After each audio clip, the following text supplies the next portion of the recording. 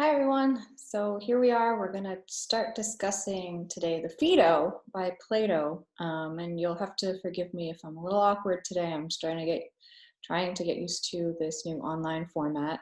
Not having you around to sort of interact with is making this a little weird. But um, uh, this text that we're going to discuss today, technically after the end of our spring break, is surprisingly timely, perhaps, in that it deals with the topic of death.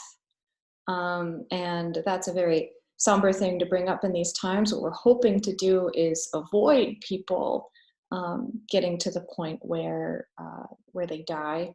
But nonetheless, we're probably entering a period of time when death and dying are going to be on a lot of people's minds, where people are going to be getting sick and hopefully recovering, but where we're going to be experiencing a lot of social stress. And Plato's Phaedo isn't about all of those things. It's not about being sick or dying per se, but it is about what is it that happens to us after we die? You know, what can we expect that follows a human life once it is over? Now, these questions are naturally very universal to the human experience. Almost every culture, actually probably pretty much every human culture that we have recorded information about at some point talks about or discusses death or the afterlife. Now, not all of them approach this question in the same way. Not all of them think of death in the same way, either as a sort of process or as an experience. But we can sort of split up the philosophical issues into two related questions. The two questions that at least Plato is dealing with in part in the Phaedo. So one of the two main questions is the question, is death harmful? Okay, so is death bad for us? Is death something we don't want, that we should try to avoid? Or, you know, supposing we can't afford it, should we still be sad about it? And also, who is it bad for? Is it bad for the person dying? Is it good, actually, or not so bad? Or maybe is it bad for the family members of the person dying, the friends of the person dying, as we will discuss in this first part of the lecture today? That is an issue. Secondly, we want to know what is death? Okay, so in order to know whether or not it's harmful, we need to know whether it is something like disappearing or just transitioning to a different form of life, or whether it's some kind of process that transforms us into, like, maybe not a person, maybe a soul, a floating bit of ectoplasm, or maybe it just totally destroys us. We don't exist as a person anymore. No part of us exists. Say, if you think we're made entirely of matter, then you would think, as many of us do, that we just stop being a thing. We don't exist in the universe anymore. Now, the question of what death is and whether death is harmful are intimately related, but they don't necessarily go hand in hand. So let me backtrack a little bit and talk about the Greek context for a second, because even Plato had some options for what to say. So not all cultures held the idea of a soul, and in fact, in ancient Greece, there were some people who didn't hold the soul theory. So in Greek, the word soul, I think I've discussed with you, comes from the Greek word psyche, which means, breath originally. It comes etymologically from a word that is about breathing, about this sort of fluttering motion that you experience if you put your hand to your heart. You sort of can feel the breath and also the rhythmic thumping of your heart, and that's sort of what psyche is about. So psyche, which now translated we write as psyche, psyche has come to mean something that's up here in your brain, your mind, right? But in Greek, your mind, your psyche was here. Your soul, your heart, your mind, they're all kind of a commingled concept. But like I said, not all Greeks believed in the soul. And we find, for example, these early atomists that we talked about, Democritus and Leucippus, and also the later Stoics, incidentally, were materialists. They believed that everything that made up the world were bits of what we now might call matter, and what naturally the atomists believed were atoms, like mini tiny elemental particles that joined together and fell apart, and together they made everything in the universe. And these materialists, as we might call them, believed that because that was the only thing that made up the universe, dying was just a process of kind of, dissipating, unforming, becoming a different type of matter, right? So dying was no different from, say, a material transformation, right? It just sort of resulted in the loss of this thing that I am, maybe the loss of consciousness, the loss of a human person, or a human being. And the later Stoics were inspired by these early materialists, and they took an approach, like, for example, Marcus Aurelius was a famous Stoic, although much later than Plato. He was a Roman guy, a Roman general, and leader. And Marcus Aurelius believed that the appropriate response to death was a kind of Stoic, centered attitude. One shouldn't fear death, even though death was a sort of vanishing, a ceasing to exist. Death wasn't bad for oneself, because ceasing to exist isn't painful, right? If you don't exist, there's nothing around to feel pain or remember one's life. So death isn't harmful, even though death is a becoming nothing, right? A ceasing to exist. Now, that's not automatically the view you might have, right? You could have the view that ceasing to exist is terrifying, but the Stoics were interested in arguing against this sort of fear of death. And for a military man like Marcus Aurelius, that made sense. And we also see Socrates making this point at the end of the Apology, which we were talking about before spring break. He suggests, look, there's two possibilities. Either we cease to exist when we die, or we just sort of become a different type of thing, right? We have an afterlife. And if we cease to exist, then we don't feel pain, so it can't be so bad. There's sort of nothing around to feel any pain, so it can't be harmful. And the possibility that we transform, we'll talk about in a minute. But basically, that doesn't sound so bad to Socrates either, because it might mean we can talk to other people who've died in the afterlife.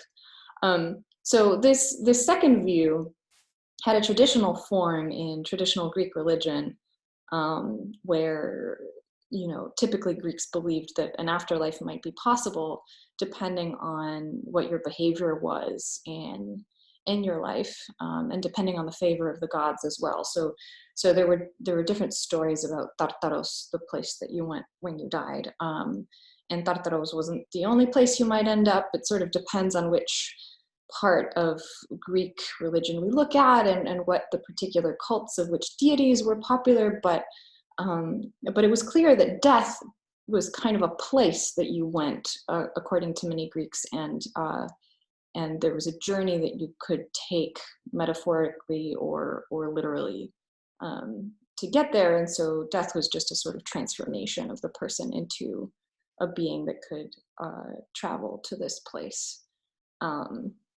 And we also saw a third view this semester that I would like to discuss, which is the Pythagorean view. And as we've talked about, the Pythagoreans believed that that you had an immortal soul. So the Pythagoreans suggested that we as our souls, the thing that is our soul, can't die. It's permanent, it's eternal, and in that way it's sort of divine, right? So like the gods are undying. the theai that sort of live up there in Olympus and hang out there, they never die. And so if our soul is immortal, then we are in some way godlike. And the Pythagoreans held that we could be reincarnated because the soul was eternal. It would go on and be reborn in another creature later. And of course, there's a lot of debate about exactly what that meant. And these are things that we talked about a little bit when we talked about the Pythagoreans, and that you talked about in your papers if you wrote about the Pythagoreans. But the general thought is, according to the Pythagoreans, the soul lives forever. And so when you die, it's really kind of a separating the soul thing from the body that it happens to be associated with. And we will see in the Phaedo that Plato shares a view like this with the Pythagoreans. Now, I hesitate to call his view Neo-Pythagorean for a couple different reasons. One is that the Pythagoreans lived in a different part of ancient Greece. They lived in modern day Italy. Socrates is in Athens. It's a little while later. But I also don't want to say that the views are completely unrelated, because there is some sort of evidence that maybe Plato was influenced by the Pythagoreans. Like, we think maybe Plato's mother was a Neo-Pythagorean, a Pythagorean sort of proponent. So in any case, the view was sort of floating around. It's not that different. It's not too divorced, at least, from that in traditional Greek religion, although it has some funky differences. But Plato's view, as we will go on to see, has some features that the Pythagorean view that we know about doesn't. And in particular, one of the features is that at least Socrates in the Phaedo will argue there's specific logical defense besides the ethical balancing one that we saw for the Pythagoreans, to think that the soul is immortal. And we don't yet see in the Phaedo obvious proof of exactly what the soul does after it sort of passes into a different life. But to kind of sum it all up, Plato has the view that, or at least the view that we can attribute to the Phaedo that Socrates is defending, not necessarily Plato's view. Who knows whether Plato actually believed this, but it's plausible to think he held something like this view, or at least was considering it, and that's why it's being aired out. The possibility is the soul is immortal, and because the soul is immortal, what death is death is the separation of the soul from the body. Death is this change in the thing that we are. And secondly, this kind of change, Socrates is going to argue, isn't harmful. At least it's not harmful to the person dying. This is the thing that Socrates is committed to showing, because as we know, the Phaedo begins basically at the final moments of Socrates' life, after he's been tried. In the Apology, we saw a representation of Socrates' trial, and he's been put to death by the city. There's a different dialogue we didn't talk about called the Crito, and in the Crito, it's supposed to take place between the events of the Apology and the events of the Phaedo. In the Crito, one of Socrates' friends is trying to convince him to flee town, that they will bribe the guards and bribe the city, pay them money to allow Socrates to escape and go into exile, instead of having to face dying. And Socrates refuses. He says no, that the laws of the city are important to follow, even when we don't agree with them, because the laws are like our parents and they have guardianship over us, and it is the right thing to do to follow the laws of our city, if we have not been able to persuade the laws to sort of change their mind. That's just the way that things work. It's a democracy. The democratic laws elected by the people, voted on by the people, are important. It's a very moving dialogue. We're not talking about it because I'm not focusing on political philosophy for this course, but for those of you who are curious, you do have a copy of the Crito in your textbook. So I encourage you to read that if you want to. But Okay, so one of the things that makes it possible for Plato's Socrates to have all of these conversations with so many of his friends before he dies, see, usually people are executed immediately after they're decided to be put to death. But at the moment in Athens, there's kind of a religious ritual happening. There's kind of a procession. They're doing some important religious stuff, and during the religious stuff, there is kind of a pious moratorium on execution. So nobody can be killed for a couple days. So Socrates has had the chance to spend some time with his friends before he dies, which is unusual. So that's where these dialogues are supposed to be taking place in this week or so before Socrates is put to death. Now, I want to turn to the question of whether death is harmful for more than the people who die, right? So it is very obvious to us, as we can probably feel, especially this week, worrying about our family members, that that we fear the death of people we love. We really do not look forward to that. It can be very painful. We feel their absence very intensely when people leave our lives, not just because of death, right? Sometimes relationships break down and we can't see each other, and it's not fun. And we fear death in a way that that is almost more intense sometimes for the people that we care about than fearing our own death. So it seems certainly like plausible that death is harmful. Maybe death is harmful for the people who love the person who dies. Now, Plato doesn't super consider this question. He's a little, well, at least, and I'm putting words in his mouth, but the Plato of the Phaedo, the Socrates at least, if we see Socrates as a spokesperson for Phaedo, for Plato, which he isn't always, Socrates is a little dismissive. He is going to argue that the philosopher should look forward to death because the philosopher is always aiming to separate his soul from his body, because his soul is the noblest part of himself. And the soul is the thing that's concerned with the immortal things that matter the most, the beautiful and the good, as we'll see. Whereas the body is interested in all these like ephemeral material things like, like wealth and power and social relationships, which are sometimes petty and superficial, right? And so the idea is death is desirable for a philosopher. And if the philosopher's friends understand this, then they should be happy for him when he goes away, or at least they shouldn't be too stressed out because he's going exactly where he wants to go. So the implication is Socrates will be just fine. And so the pain his friends are feeling, if they truly understood what Socrates is arguing for, would go away.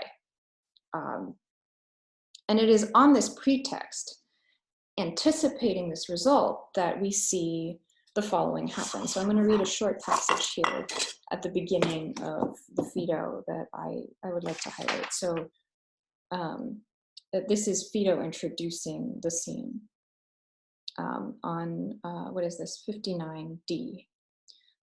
I will try to tell you everything from the beginning. On the previous days also, both the others and I used to visit Socrates. We foregathered at daybreak at the court where the trial took place, for it was close to the prison. And each day we used to wait around talking until the prison should open, for it did not open early. When it opened, we used to go into Socrates and spend most of the day with him, so his friends are hanging out with him. On this day, we gathered rather early because when we left the prison on the previous evening, we were informed that the ship from Delos had arrived. That is the ship that was doing the holy procession thing that resulted in the moratorium on executions. So the ship had arrived, and so we told each other to come to the usual place as early as possible. When we arrived, the gatekeeper who used to answer our knock came out and told us to wait and not go in until he told us to. The 11, he said, are freeing Socrates from his bonds and telling him how his death will take place today. After a short time, he came and told us to go in. We found Socrates recently released from his chains. So Socrates has been allowed to kind of flex himself. And Xanthippe, you know her. So Xanthippe is Socrates' wife.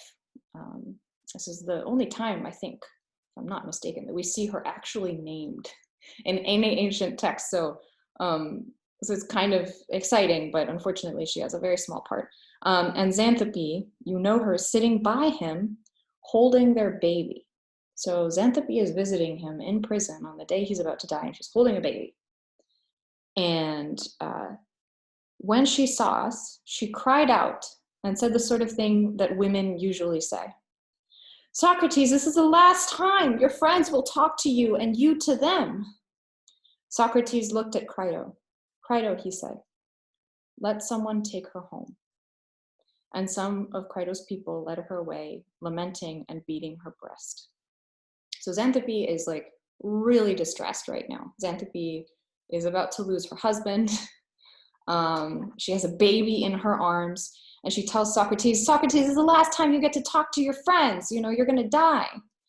Also, it's the last time she gets to see him alive. And what does he say? He says, have her, let someone take her home. All right, so she shouldn't be here.